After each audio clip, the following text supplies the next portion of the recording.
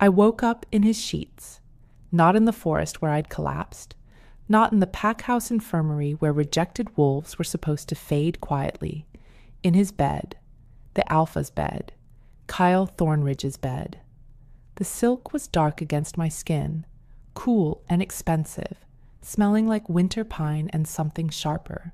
Dominance, maybe, or just the particular cruelty of waking up exactly where you'd sworn you'd never be. My wrists ached. My legs remembered running. My wolf remembered the snap of the bond I'd tried to sever myself when I crossed the border 3 nights ago. I sat up slowly, and the room tilted. Massive stone walls, a fireplace cold and clean, windows that didn't open, a door I already knew would be locked. He was standing by it. Kyle didn't move when I met his eyes. He just watched me with that unnerving stillness alphas wear when they're deciding whether you're prey or something more complicated. His jaw was sharp enough to cut, his posture too controlled to be casual, and his scent, God, his scent, filled the room like smoke fills a burning house. You ran. You ran, he said. Not a question, not an accusation, just a fact delivered in a voice that made my spine straighten against my will. I tried, I whispered. His mouth didn't smile, but something flickered in his dark eyes. You made it 40 miles, farther than anyone expected. I didn't ask who anyone was. I knew. The Pack Council. The elders who'd arranged this. My parents who'd sold me into this engagement 3 months ago when their debts finally came due, and the only currency they had left was a daughter nobody wanted. Kyle moved closer, and my wolf stirred, not in fear, which would have made sense, but in recognition. That's what made this worse. The bond hadn't snapped when I ran. It had stretched, thinned, bled, but it hadn't broken. You're wondering why you're here, he said. I'm wondering why you came after me. That stopped him. For just a second, something almost human crossed his face. Then it was gone, replaced by the blank authority of an alpha who'd ruled the Northern Reach since he was 23 and brutal enough to survive it. You're my intended, he said simply. I'm your hostage. Yes. The honesty shouldn't have surprised me. Kyle Thornridge didn't lie. He didn't need to. He just took what he wanted and dared you to stop him. I pulled my knees to my chest, hating how small I felt in his bed, hating how the bond hummed quietly between us like a song I couldn't unhear. My parents gave you nothing. I'm wolfless half the time. I can't even shift on command. What could you possibly want with me? He crouched then, bringing himself to my level, and the movement was so unexpected I froze. Up close, I could see the scar along his temple, the exhaustion he hid behind command, the way his hands, large, scarred, deadly, rested carefully on his knees like he was trying not to reach for me. You think I wanted a bride chosen by old men with gambling debts? His voice dropped. You think I wanted someone who'd run the first chance she got? Then let me go. No. The word was final, absolute, but there was something underneath it I couldn't name. Why? I breathed. Kale stood, putting distance between us again, and walked to the window. Dawn was breaking over the mountains, painting everything gold and red. When he spoke, his voice was quieter, tired. Because the last woman who tried to leave me ended up dead in the woods with her throat torn out. Because the pack is fracturing and the old laws say I need a mate to hold the territory. Because you're the 4th bride they've sent me in 2 years, and the only one who didn't pretend to want this. He turned, and his eyes found mine in the dim light. And because when you ran, you didn't head for another pack. You headed for nowhere, like you'd rather disappear than be owned. My throat tightened. So here's what's going to happen, Kel continued, his alpha voice sliding back into place. You're going to stay. You're going to wear the mark. You're going to stand beside me when the council meets tomorrow and prove to them that I'm capable of keeping a mate alive. His gaze held mine. And in return, I'm going to find out who killed the others. And I'm going to make sure you're not next. I stared at him. You think someone in your pack is hunting your brides? I don't think. I know. The room felt colder suddenly, smaller. And you want me to be bait. I want you to be alive, he corrected. The bait part is unavoidable. I should have been terrified. I should have tried to run again. But something in his words, in the exhaustion beneath his dominance, in the way he'd said, "You're not next," like it was a promise he'd break himself to keep, something made me pause. What if I say no? Kyle's smile was sharp and humorless. Then you stay anyway. But at least this way, you know what you're fighting. He moved toward the door, and I realized with a sick jolt that he was leaving me here, locked in, claimed. Wait, I said, hating the tremor in my voice. What do I call you? He stopped, hand on the door, and glanced back. Kyle. Just Kyle. His eyes softened, just for a breath. You're not my subject, Bryn. You're my problem. There's a difference. Then he was gone, and I was alone in the Alpha's bed, wearing yesterday's clothes, carrying a bond I didn't choose, and marked by a man who'd promised to keep me alive just long enough to catch a killer. I pulled the sheets tighter and tried not to think about how his scent made my wolf settle, or how I'd already stopped planning my next escape. The mark came that night, not gently, not with romance or ritual or any of the soft lies mates told each other in fairy tales.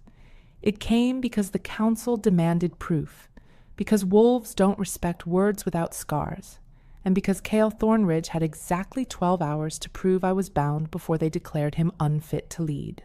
He told me this in clipped sentences, while I sat on the edge of the bed, still wearing the clothes I'd run in, still smelling like fear and forest dirt. It'll hurt, he said. I know. Your wolf will fight it. I know. And afterward, everyone will know you're mine. I looked up at him then, standing in the center of the room with his arms crossed and his expression unreadable. I was never anyone's. Something flickered in his eyes. Respect, maybe, or pity. Then, this won't change anything, he said quietly. But we both knew that was a lie. The bond mark wasn't like the love bites you saw in romance novels. It was ownership, proof. A scar burned into the side of your throat that smelled like your alpha and told every wolf within 50 miles that you were claimed. It wasn't optional. It wasn't symbolic. It was survival. Kyle moved closer, and my pulse jumped. Not from desire, I barely knew him, but from the weight of what was about to happen. The permanence. Turn your head, he said. I did, slowly, exposing the curve of my neck. His hand touched my shoulder, steadying me, and I felt his breath against my skin. Warm, controlled. He was giving me a moment to pull away, I realized. One last chance to refuse, even though refusal meant exile or worse. I closed my eyes. Do it. His teeth broke skin. The pain was immediate, sharp, and then, wrongly, impossibly, it dissolved into something else. Heat. Connection. A pull so deep it felt like my wolf was waking up for the first time in years, stretching, seeing him. Not as a stranger, not as a captor, as a tether, a match. The other half of a bond I didn't ask for but couldn't deny. I gasped, and Cale pulled back. Blood trickled down my neck. His hand was still on my shoulder, grounding me, and when I opened my eyes, his were black. Full wolf, full alpha, full something I didn't have a name for. It's done, he said roughly. I touched the mark. It burned, pulsed, sang. I can feel you, I whispered. I know. I don't want to. His jaw tightened. Neither do I. That should have stung. Instead, it felt honest. We were both trapped, both playing roles written by old men who didn't care if we bled as long as the territory stayed whole. Kyle stepped back, putting distance between us, and I watched him wrestle his wolf back under control. It took longer than I expected.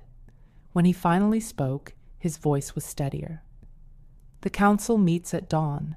You'll wear formal robes. Stand beside me. Don't speak unless spoken to." He paused. "And don't flinch when they test the bond." "Test it how?"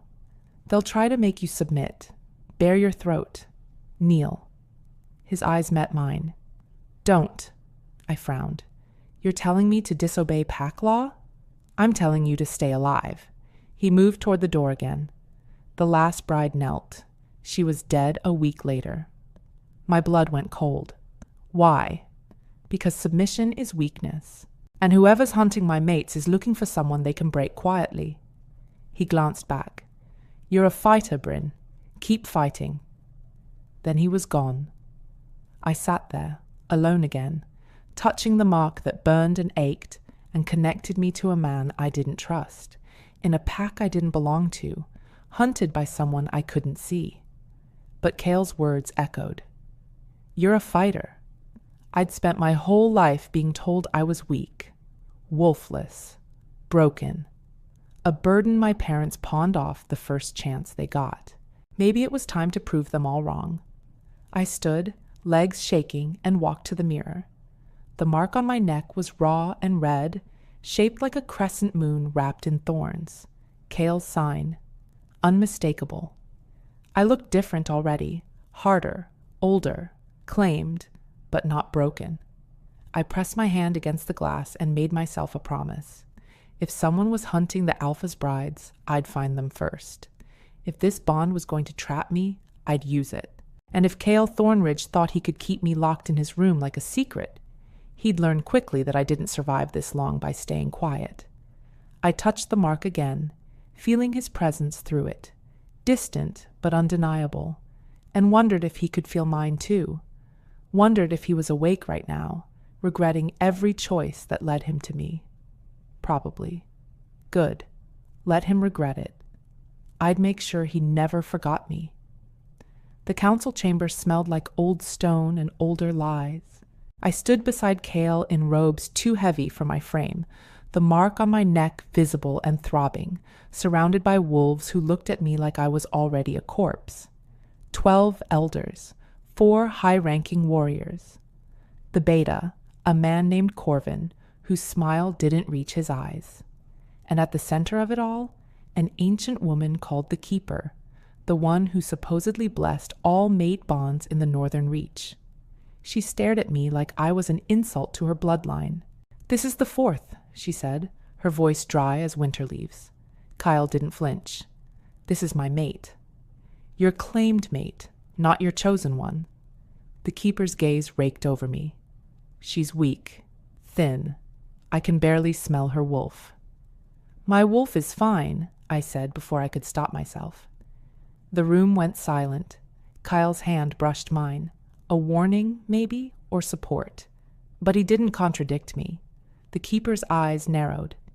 "Did I give you permission to speak, girl?" "Did I need it?" I met her gaze. "You're talking about me like I'm not here. If you have questions, ask me." Somewhere behind me, a warrior chuckled.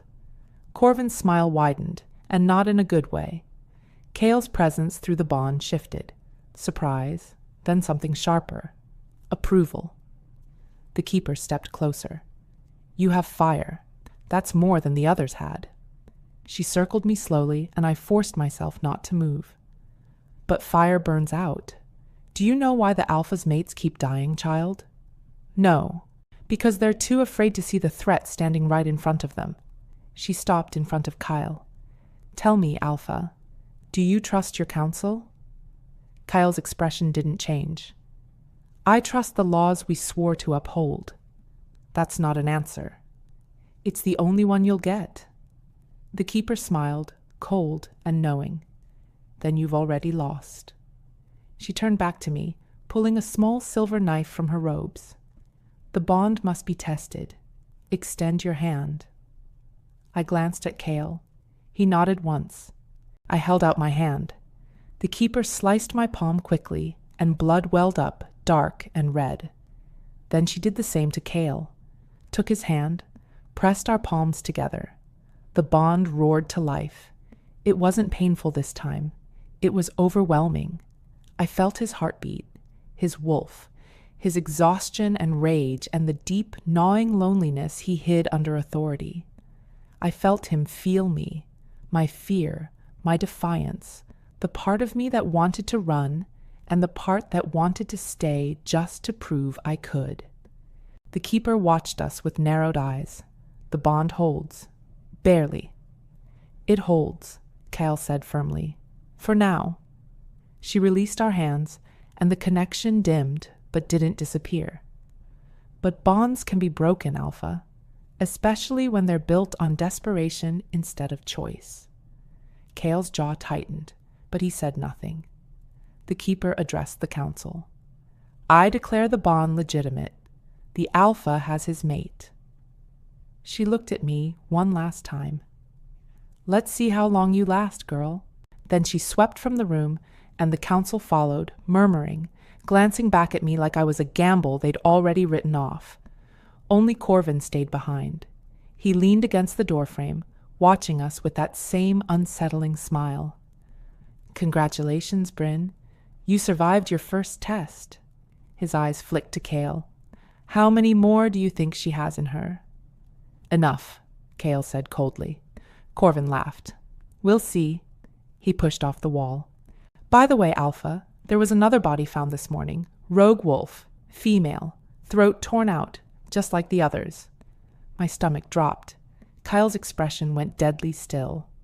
Where? East border, near the old hunting grounds. Corvin's smile faded. Whoever's doing this is getting bolder. Or maybe they're just sending you a message. What message? Corvin glanced at me, then back at Cale. That you can't protect anyone.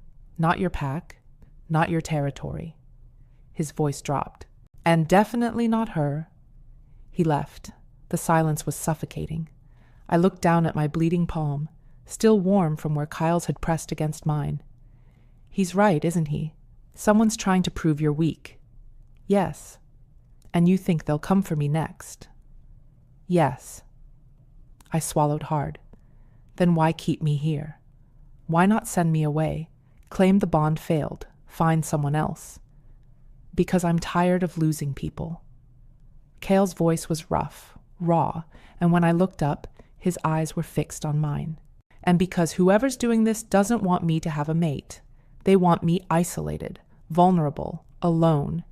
He stepped closer. So if keeping you alive means I get to find them and rip their throat out myself, then that's exactly what I'm going to do. The bond pulsed between us, his fury, my fear, and underneath it all, a strange, terrible understanding. We were both bait, both weapons, both trapped in a game we didn't choose. But maybe, just maybe, we could survive it together. I pressed my bleeding palm against the mark on my neck, letting the pain ground me. Then teach me, I said quietly. Kyle frowned. Teach you what? How to fight, how to track, how to see a threat before it sees me. I met his gaze. You said I'm a fighter. Prove it. Make me dangerous. For the first time since I'd woken up in his bed, Cale smiled. It was sharp and feral and absolutely terrifying.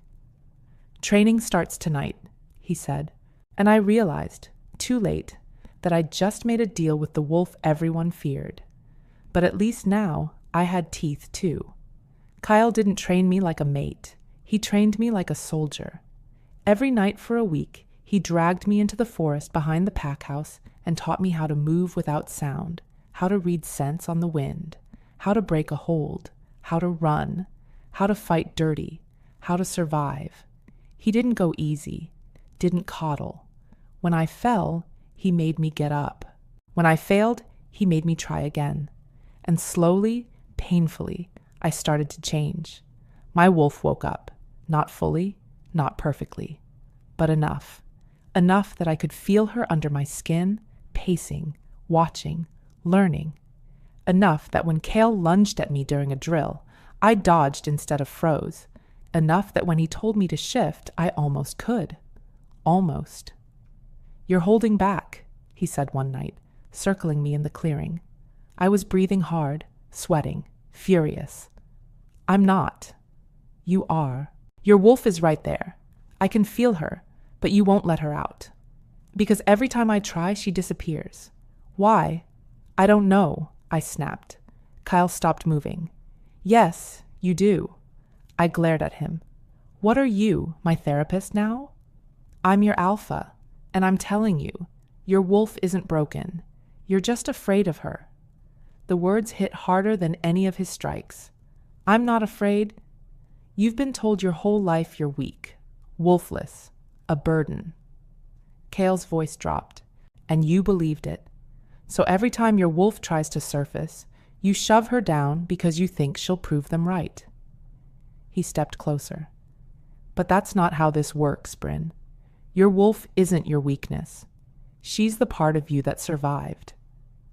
My throat tightened.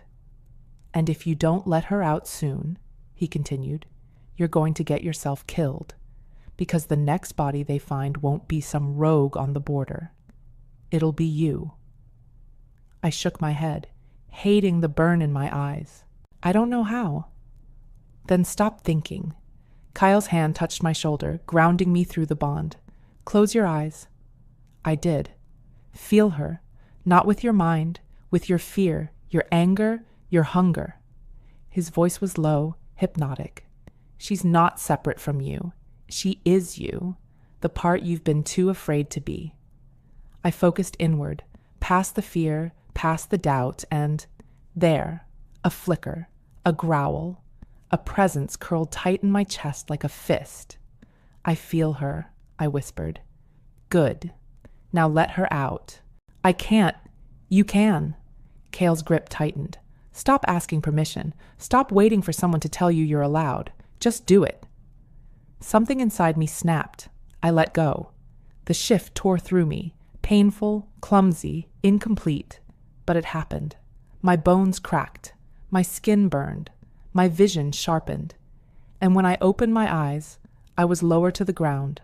My hands were paws, and my wolf, my God's damned, half-feral, furious wolf, was awake. I looked up at Cale. He was smiling, not his sharp, commanding alpha smile, a real one, soft and almost proud.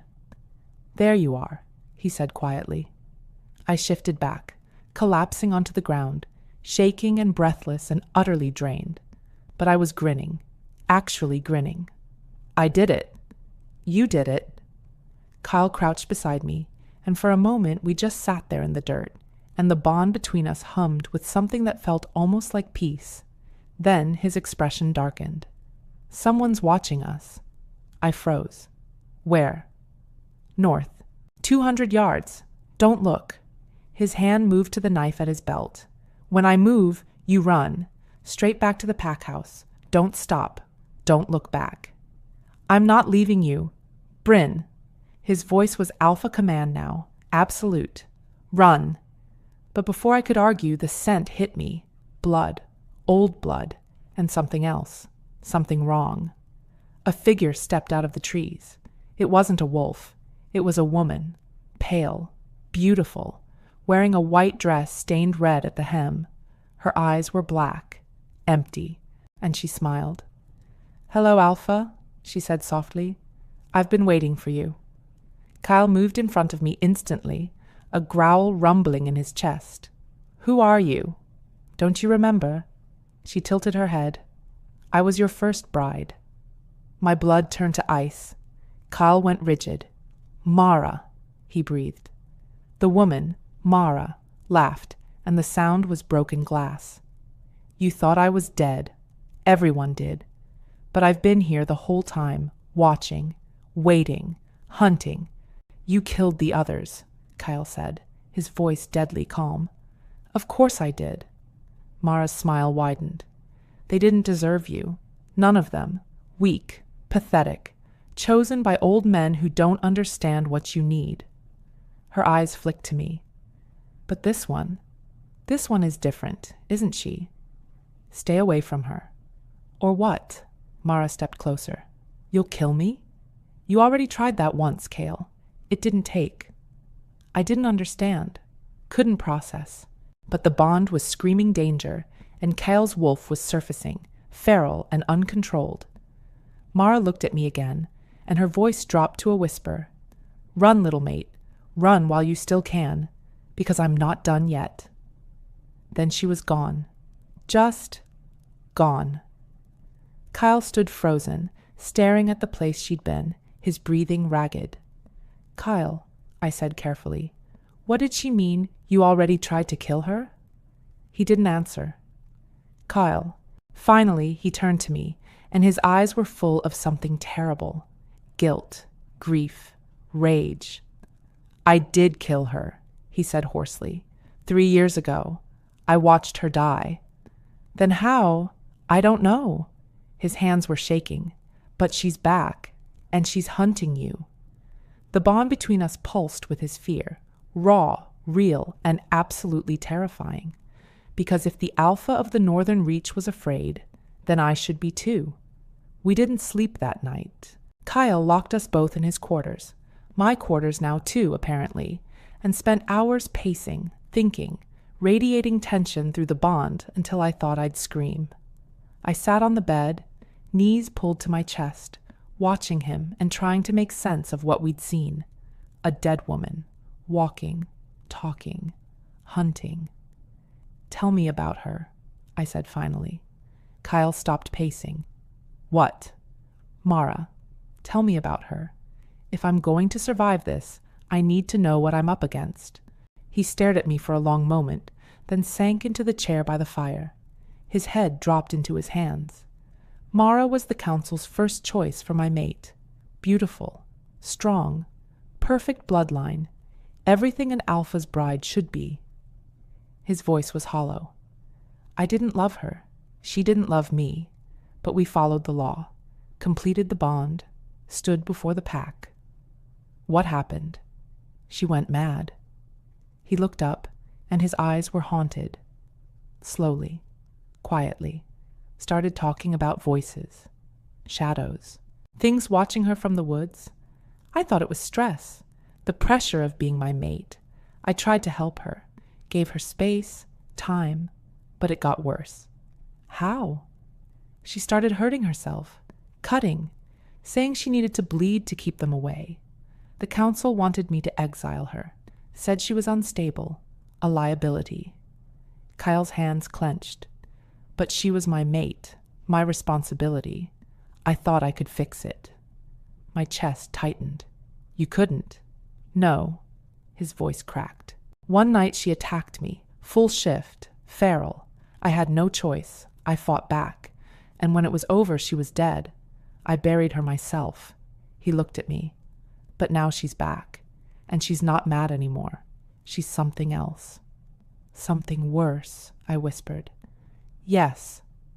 I stood, moving closer, feeling the bond pull between us. "Kyle, if she's hunting your mates, if she killed the others, why? What does she want?" "Me." The word was bitter. "She wants me to be alone, isolated, the way she was. Or she wants revenge." His gaze sharpened. "For what? For killing her, for moving on, for trying to replace her." I met his eyes. "You said she talked about voices, shadows. What if she made a deal with something? What if she came back wrong on purpose?" Kale stood abruptly. "Dark magic. Is that possible?" "In theory, but it's forbidden. Blood oaths, soul exchanges, the kind of magic that costs everything." He ran a hand through his hair. "If Mara bound herself to something, if she's not fully alive anymore, then she can't be killed. Not easily." We stared at each other, the weight of it settling like stone. "So what do we do?" I asked. Kyle's expression hardened. "We find out what she's bound to. We break it, and we end this." "And if we can't?" He stepped closer, his hand cupping my jaw, his thumb brushing the mark on my neck. The bond flared warm and steady.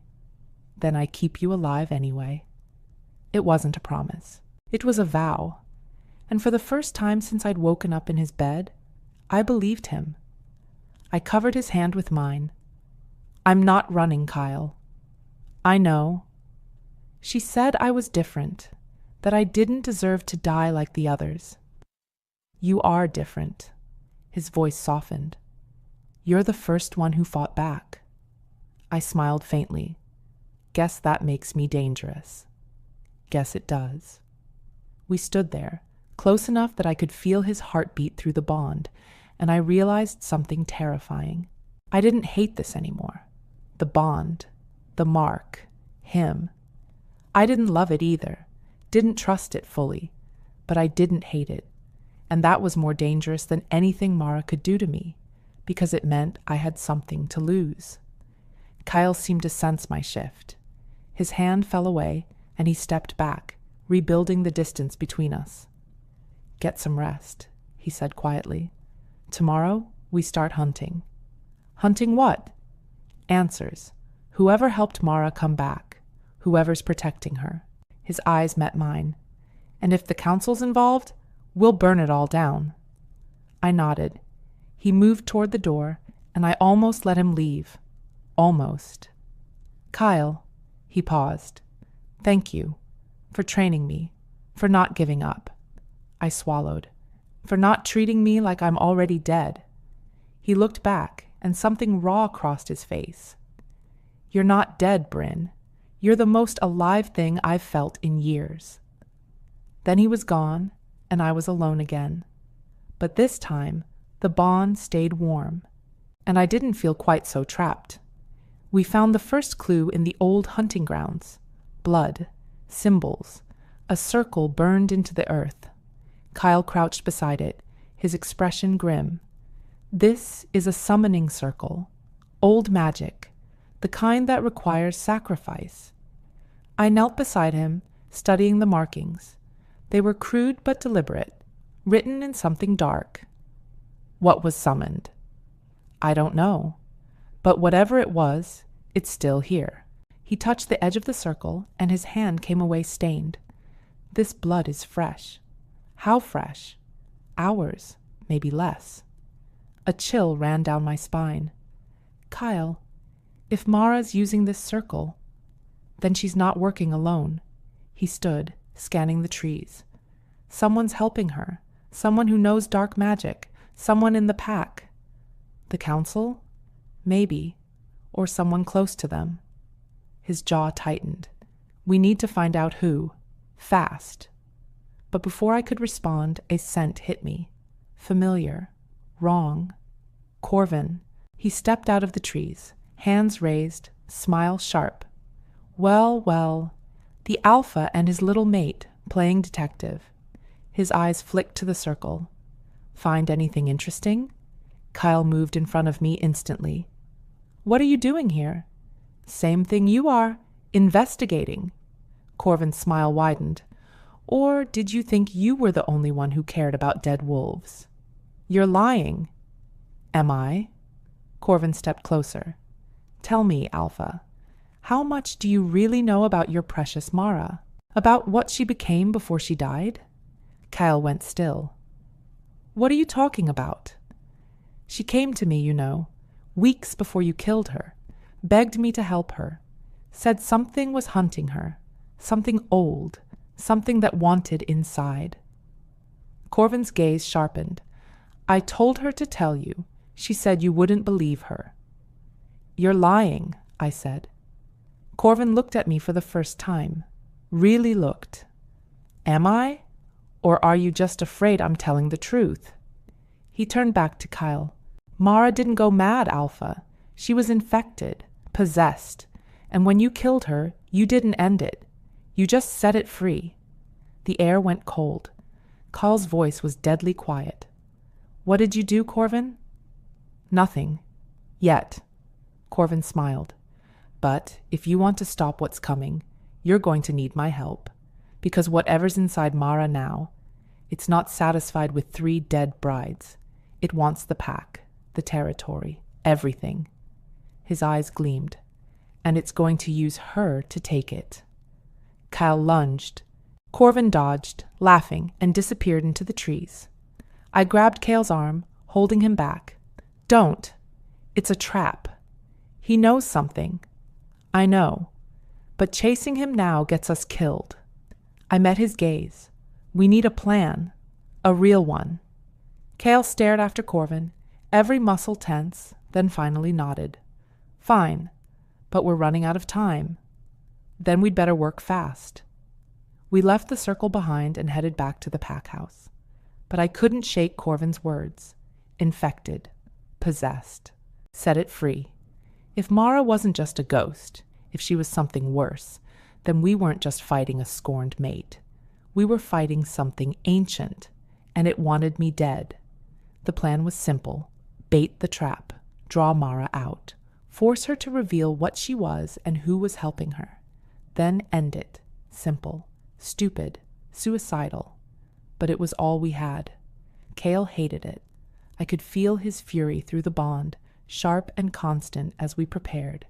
But he didn't stop me, because he knew what I knew. I was the only one Mara wanted, so I'd give her exactly that. We chose the clearing where I'd first shifted. Neutral ground. Far enough from the pack that civilians wouldn't get caught in the crossfire. Close enough that Cale could reach me if things went wrong. I stood in the center, alone, and waited. The moon was full. The forest was silent. And the bond hummed with Cale's presence, hidden in the trees, watching. Then she came. Mara stepped out of the shadows, still wearing that blood-stained dress, still smiling that broken smile. But her eyes were different now, blacker, deeper, like something else was looking out from inside her. "You came," she said softly. "You wanted me. Here I am." She circled me slowly. "You're braver than the others, or stupider. I haven't decided which." "Why are you doing this?" I asked. "Why kill them? Why kill me?" "Because you don't deserve him." Her voice was cold. "None of you do. You're just replacements, shadows of what I was, and I won't let him forget me." "He hasn't forgotten you. He's haunted by you." "Good." Mara stopped in front of me. "He should be. He killed me, buried me, moved on like I was nothing." Her smile twisted. "But I'm not nothing. Not anymore." "What are you, Mara?" Her eyes flashed. "I'm what happens when you make a deal with the dark, when you're so desperate to survive that you let something else inside." She leaned closer. "And now I'm going to take everything he loves, starting with you." She lunged, but I was ready. I shifted, clumsy, painful, but fast, and dodged. My wolf snarled, and Mara laughed, delighted as we circled each other. There it is, the fighter, the one who won't break. Her form flickered, and suddenly she was bigger, darker, wrong. Let's see how long that lasts. We collided. Teeth, claws, blood. Mara was stronger than me, faster, but I was angrier, and I had something she didn't. The bond. Cale's presence surged through me, lending me strength, and I felt him moving through the trees, closing in. Mara felt it too. She snarled, pulling back, and her eyes locked on the forest. "He's coming," she hissed. "Of course he is. Can't let his little mate fight her own battles." "I don't need him to fight," I said, shifting back to human. "I just need him to finish what he started." Mara's expression twisted. "You think he can kill me again?" "I think he can kill whatever's inside you." Her laugh was hollow. "You don't even know what I am." "Then tell me," she smiled.